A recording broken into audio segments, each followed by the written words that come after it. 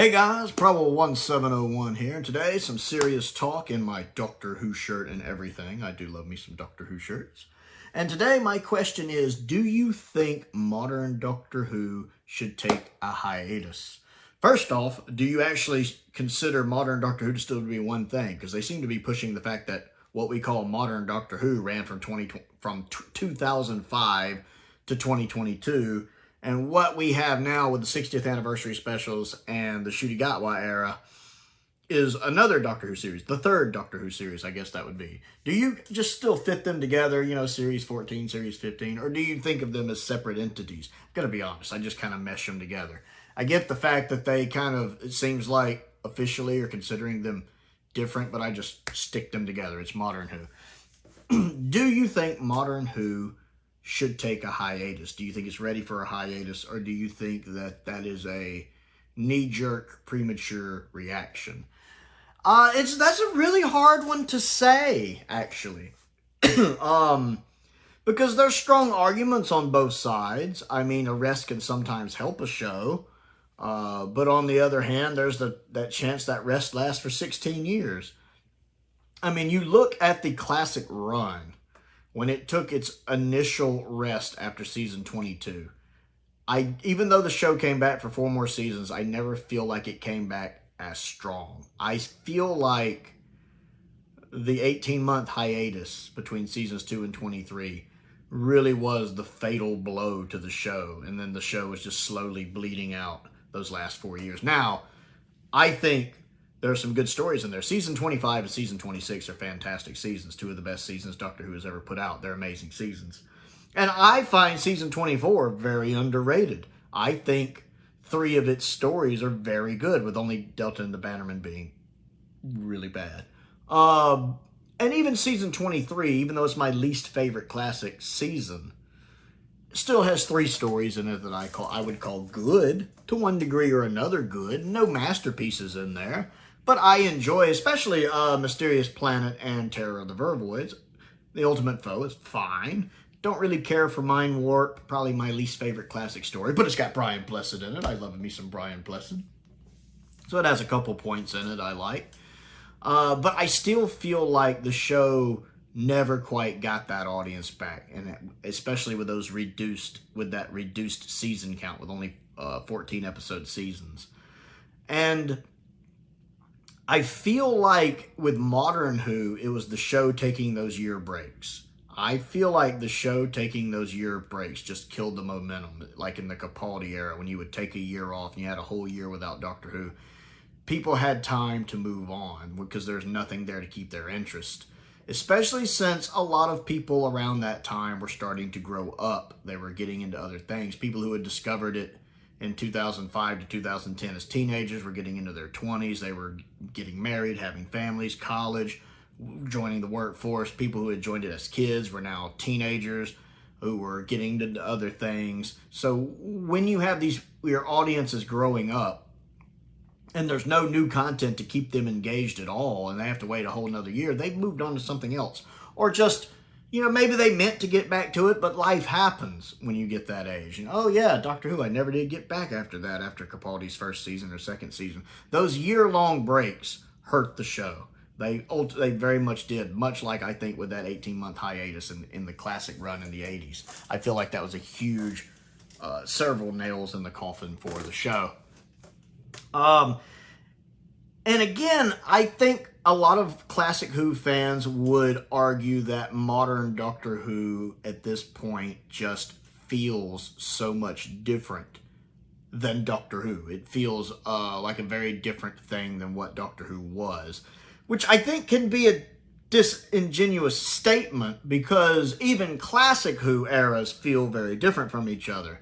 I mean, the Colin Baker era feels very different from William Hartnell's era.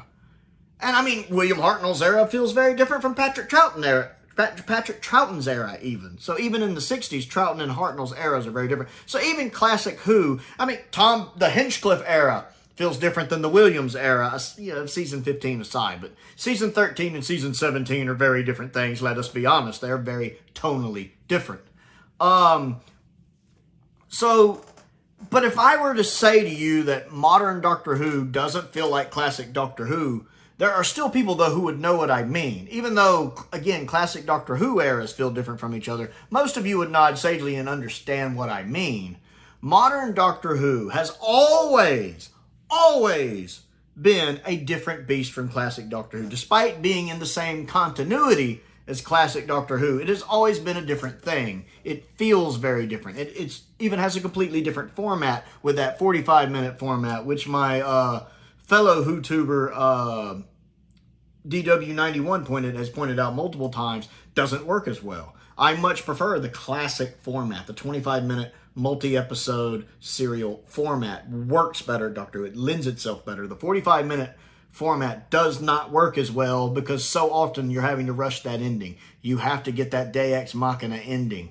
And that's become a trope in modern Doctor Who. And I'm not saying classic Doctor Who never did it. It did, but the stories had more room to breathe. Your companions had more room to breathe. Your guest characters had more room to breathe with these smaller parts. I'm not saying that classic Who was never padded out. I can point right to the Daleks and go, yes, there are times classic Who was padded out. Its second story was padded out. Some people would argue its first story is padded out. But I'd rather have it padded out and bloated a little bit than it feeling like it didn't get enough. Like, I really like Can You Hear Me from Series 12 of Doctor Who. I really like most of Series 12 of Doctor Who. And Can You Hear Me was a really good episode, but it has this kind of Deus Ex Machina ending with her having to use the Sonic to hack the fingers of the gods. And I'm kind of like... And that's really my only problem, is that it does feel like that ending is rushed, where if that had been a 4-part classic story, I feel like you could have fleshed that out better and had some really good cliffhangers, and you wouldn't have to have Deus Ex Machina that ending. Even though it's still a good ending, I think Whittaker has her very best moment in the role in that ending. But I still wish it had been done in that classic format. Getting a bit back to what I was saying, modern Doctor Who has always been a different beast than classic Doctor Who, even tonally, even though that's not really a fair statement, because Doctor Who is almost an anthology series in the sense that it can be a different thing each week. It could be a Western, it could be a historical, you can meet Queen Elizabeth I, then you can be off to the future, you can be in contemporary times, contemporary for when the show was airing. It can do all these different things. So tonally, the show itself, just in general, can be all over the place. But if I were to say tonally modern Who feels different than classic Doctor Who, again, a lot of you would get what I mean, even if I can't quite articulate it as well as I would like. You get my point. Modern Who, even though it has only run 14 seasons now, plus a couple years of specials, like the 2009 specials, the 50th anniversary specials, and so on. Even though it's only run 14 seasons, it's been on almost 20 years. When we get season 15 next year, it will have been on for 20 years. That is a long time.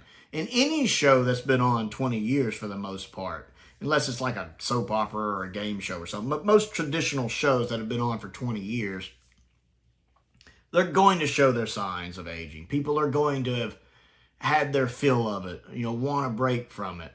Perhaps they're ready to do something else, except for maybe the people who are just getting into the show.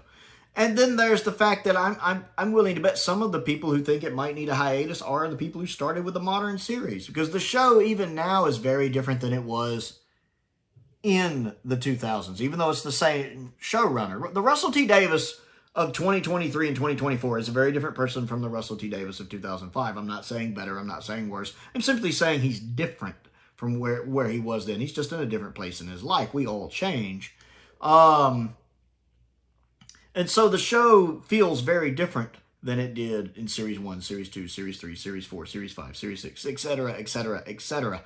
And I think some people might think the show is even having its own identity crisis, not quite knowing what it should be. And that's coming from someone who actually enjoyed several episodes from the current season, the latest season, I should say. I really enjoyed about 4 of the 8 episodes a lot. But it does feel different. It is a very different thing than what a lot of us are used to. I'm not saying it's good or bad, because again, I think Series 1 is very much a mixed bag, which most of modern Doctor Who seasons are. They are usually mixed bags to one degree or another. But But I find it interesting that my first concern, if I heard an announcement of Doctor Who being placed on hiatus, if we would even get an official announcement, I guess at some point we would have to, but if we did get the announcement that season 2 was going to be the last season, that they weren't going to move forward with season 3, that the show was canceled or put on hiatus or whatever, my first thoughts are I would immediately wonder how this is going to affect the collection range and if it's going to cause problems for the collection range getting completed. And I would wonder if that means the animations for the missing 60 stories are going to stop. I have to sit here and acknowledge the fact that my first concern immediately, as soon as I read the notice, heard the notice, whatever, would be how it's going to affect classic Doctor Who. How is it going to affect things pertaining to classic Who? Am I still going to get all 26 seasons of the collection range? Because I do believe all 26 seasons have been commissioned. How is that going to affect them getting completed? How is that going to affect the budget that goes into each release? Is that going to be cut back? Is it going to affect how often they're released? And I would be concerned how it's going to affect whether or not we're still going to get animations. You know, when am I going to get my Daleks Master Plan animation? Don't tell me I'm going to have to wait another 20 years. No! So I have to sit here and acknowledge the fact that I am far more concerned about that than I am about the actual modern series. Even though, again, I don't hate the modern series by any means. And I think some people try to... There's this really bad habit I think some people have of the classic fans are just crudgy old men who don't like the modern series at all.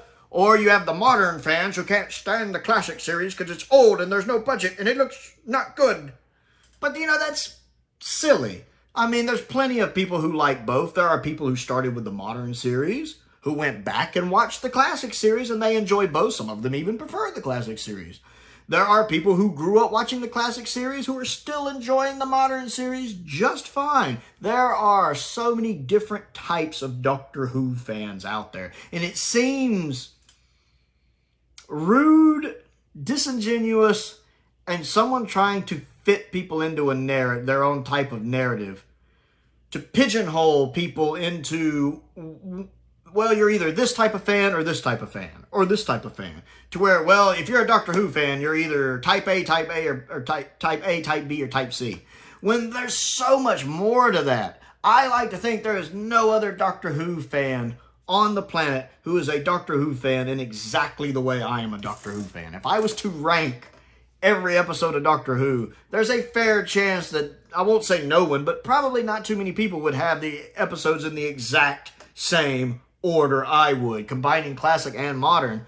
You know, I feel like we are all each uniquely a Doctor Who fan in our own way. And so I find it frustrating if someone would try to shove me into this group of other people.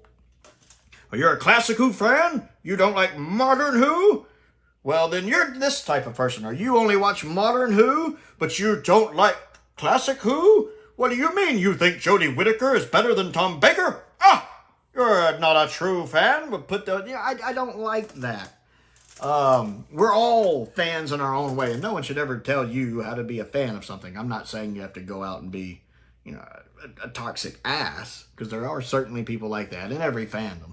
But, you know, don't ever feel embarrassed for liking the Doctor you like, or liking the stories you like. You know, if you like Kill the Moon, you like Kill the Moon. I don't get that at all. I think it's the worst episode of classic Doctor Who. But, you know, if you like it and you want to pop down the comment, go, I actually like that one, and you can do it in an adult manner, do so. If your favorite Doctor is Jodie Whittaker, cool. I don't get it. She's my least favorite. But if she's your favorite, cool. Hey, I respect that. One of my normal subscribers, her favorite Doctor is Jodie Whittaker, and her and I get on great. I think fans should be able to get along just fine while having different opinions, while respecting each other's opinions. Me and DW Fan 91 have several different opinions on Doctor Who. Some similar opinions. Neither one of us like Kill the Moon or The Caretaker. But we have very different opinions. There's no way in God's green earth I would ever call the Capaldi era a 10 out of 10. I just wouldn't. Partially because it has The Caretaker and Kill the Moon in it. But I also acknowledge the Capaldi era has some phenomenal episodes like Mummy on the Orient Express and Flatline are absolutely amazing. I love them, and Capaldi is a fantastic actor in the role. But we still respect each other's opinions because we're good Doctor Who fans who understand that our opinions aren't the be-all, end-all of everything. I am getting very off-topic about the hiatus stuff. I'm just in a mood to ramble today. I'm in a good mood today. Had a really good salad for lunch. But I think part of it is... I bumped something. For me, if the show was put on hiatus, I would be concerned. I would not be upset. I can say that. I would not be upset. I wouldn't be... But at the same time, aside from worrying how it would affect the Classic Who stuff, as I mentioned, I would feel bad for the Doctor Who fans who would be upset. Because there are, again, people who are still to this day coming on board with Doctor Who. I know a lot of people, if you're aware, Twitter has been a buzz lately because there is a user on there, Gigi, who is a big Matt Smith fan, and she just started watching the 11th Doctor era. She started with the 11th Hour because she's a big Matt Smith fan, and she's kind of fallen in love with Doctor Who. I mean, her little tweet, she tweets as she reacts to the episodes, and it's really been this positive influence on the fandom, where a lot of the fandom is banded together, and they're getting to vicariously kind of see these episodes again for the first time through her eyes. Like Matt Smith said in The Vampires of Venice, you know, when you see it, I see it. Talking about, you know, he's seen everything, but you haven't. But you can see it, and when you see it, I see it. It's kind of like that for us as fans when we're watching like reactors on YouTube. Like I love Seska Says. Jess's videos are fantastic, and I love the fact she's going through Classic Who as well as Modern Who. You know, I get to, when she has this cool reaction to something, I get to see that, and I kind of vicariously get the impact of that. And it's kind of the same with Gigi on Twitter. It's been a really neat thing to see kind of through late August and September with her exploring this sci-fi show. And so I would very much feel bad for the people who are enjoying this new era. The people who did enjoy the Capaldi era, the people who did enjoy the Whittaker era, the people who are enjoying Ncuti Gatwa's era, who really liked season 1. I would feel bad for them. But me, myself, I'd just kind of be, oh, okay, cool. I'm still getting my Classic Who stuff, right? And again, I like modern Doctor Who. It has its ups and downs. Classic Doctor Who also has its ups and downs. Let's be honest, Modern Who has far worse downs than Classic Who does. Far worse downs than Classic Who does. There are, if I did a list of bottom Doctor Who stories of all time, I could do a top 10. I could do a top 20 list of the worst Doctor Who stories ever made. You know, and it could include classic and modern Doctor Who. The top 20 worst Doctor Who stories ever made. I'm pretty sure all 20 or most of the 20 would be modern Doctor Who stories. If it was a top 10, all modern Who for sure. But if it was a top 20, mostly modern Doctor Who. But again, phenomenal episodes in modern Doctor Who too. Some of the best Doctor Who episodes ever made in modern Doctor Who. So I think that's my long, rambling, all over the place video about the hiatus. I am curious to see. I don't think Disney is going to officially make an announcement until season 2 airs, which I don't know if that would work because it would take them so long to suddenly start working on season 3. But it's because season 2, I think, is going to air early in 2025, and then we'll probably get an official announcement. But then they would have to have time to film season 3 and do the post-production. So we would probably get season 3 in mid or late 2026. There'd probably be well over a year. I think if there's a season 3, I think we get season 2 early in 2025, season 3 in mid or late 2026. So probably about a year and a half-ish gap between them. So I think Disney will wait to see what season 2 does. If the numbers are better in season 1, if it's showing improvement, I think maybe. But if Empire of Death has put a lot of people off, which understandably it could, it was terrible, left a bad taste in people's mouth. We're talking a Twin Dilemma bad taste in people's mouth, if you want a classic equivalent. Though personally, Twin Dilemma is much better than Empire of Death, which is telling you something. Sutek should have looked right at the TARDIS and said, "I'm clinging to the TARDIS, whether you like it or not." So, I think we'll see. I think we won't find out until after season 2 airs whether or not Disney's going to continue supporting the show.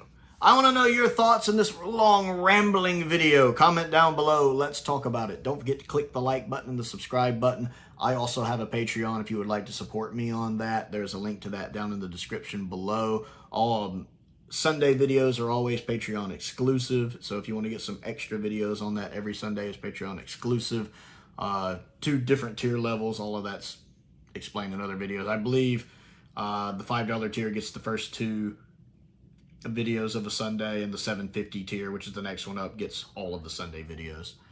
I also have a P.O. box down there. If there's anything you'd like to send me to look at and review, a link to my Amazon wish list is down there. A link to my Amazon UK wish list is also down there as well. I want to give a shout out to a couple of my top tier patrons, Colin Coney and Sam Venning. I appreciate their support, as I do the support of all of my patrons and my YouTube members. Most importantly, thank you for watching.